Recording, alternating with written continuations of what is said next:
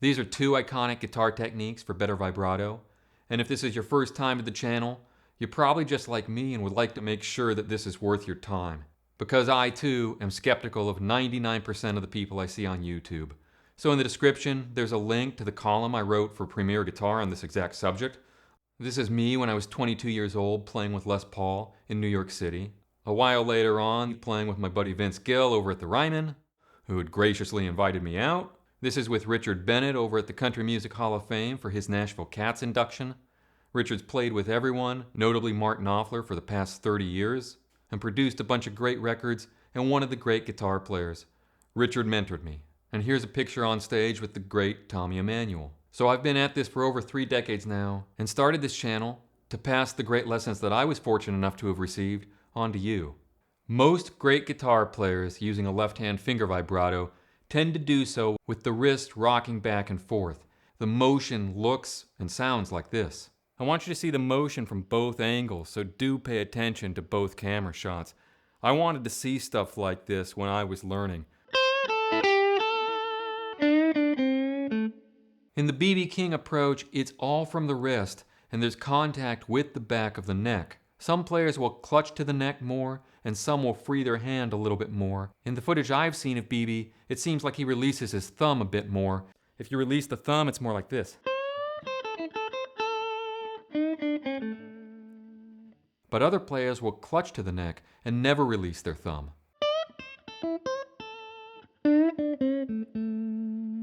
In both cases, there's some kind of contact with the back of the neck, and it gives a certain feeling of support as the wrist is rocking back and forth.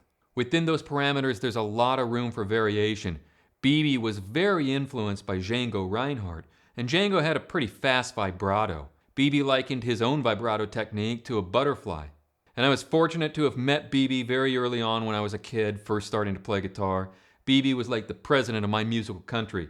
But using the back of the neck for support is by no means singular to B.B.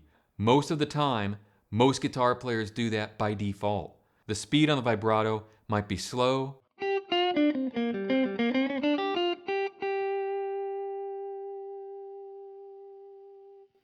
or might be in between,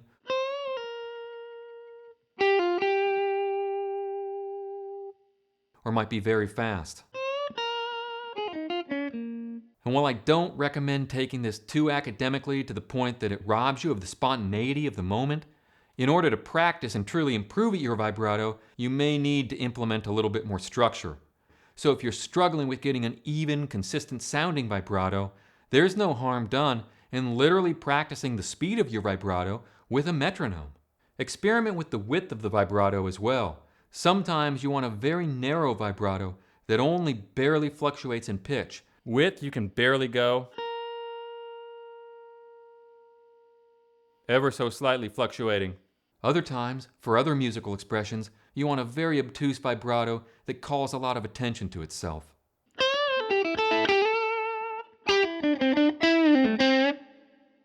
But whereas the first technique is the most common, my default technique, and the one I like best, comes from the Eric Clapton school. In that approach, everything changes. With the wrist vibrato, notice the position of the forearm and the wrist, and that it's at a bit of a 45-degree angle. But you go do the Clapton thing, it all straightens out. The approach is far less common, but a massive part of Eric's voice on the guitar. With the Clapton vibrato, the entire hand releases from the back of the neck, and the only point of contact is the fingertip on the string. The power of the vibrato comes from the entire arm, and the entire physical mechanism propels the string into motion.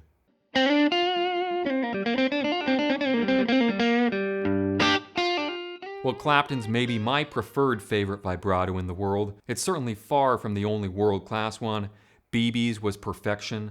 Otis Rush's would be another one of my favorites. Albert King's, of course, and Freddie King's. Hubert Sumlin, who played with Howlin' Wolf, you must hear his guitar tone on 300 Pounds of Joy. Jimi Hendrix's, of course, although in particular some of his vibrato on the Electric Ladyland album really stands out to me. Stevie Ray Vaughan's goes without saying, I suppose. And outside of the realm of blues and rock guitar playing, Nato Lima from Los Indios Tabajaras, Chet had a really great vibrato as well. Very vocal, very musical, and many more very fine players. The point is not to leave anyone out or provide a comprehensive list. It's only to give credence and a reminder of the reality that every single great soloist on the guitar has a great vibrato. Every single one. It's that crucial to focus on your own journey.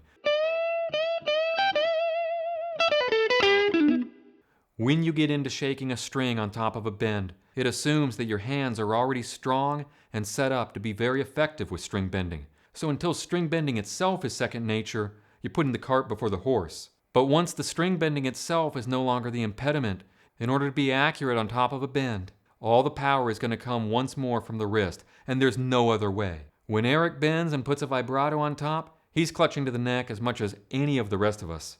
Watch Stevie Ray Vaughan do the same motion. Required viewing will be live at the El Macambo and the Austin City Limits performances. On the string bending once more, look at the motion of the wrist.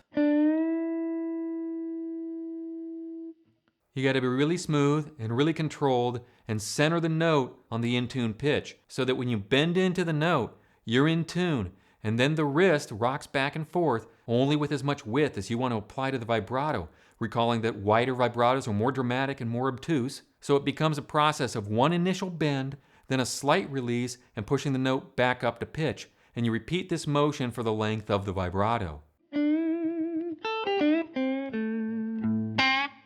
Practice different widths, practice different speeds. If you're having difficulty with controlling it, once more, no harm done by practicing it with a metronome to get it really even rhythmically. But I'm going to tell you completely transparently, because that's the only way I roll on this channel, I never practiced it with a metronome. I just copied great players, and for me, for whatever reason, it came fairly naturally. But other players have expressed to me that it didn't come naturally at all for them, and if something doesn't come naturally, go structured.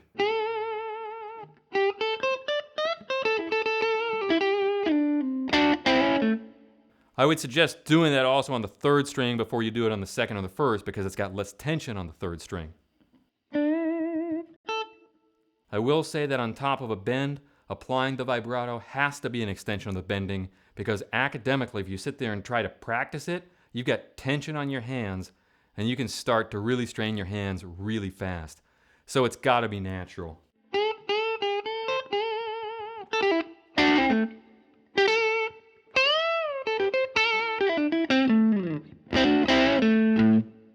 And it's easier to bend higher up on the fingerboard. So keep that in mind as you're working on it from the ground up. As always, thank you for watching. That's it for this time, but I will see you again tomorrow. And if you'd like to be notified, just hit the subscribe button and the notification bell. I'll look forward to seeing you again really soon. And remember to have a lot of fun along the way.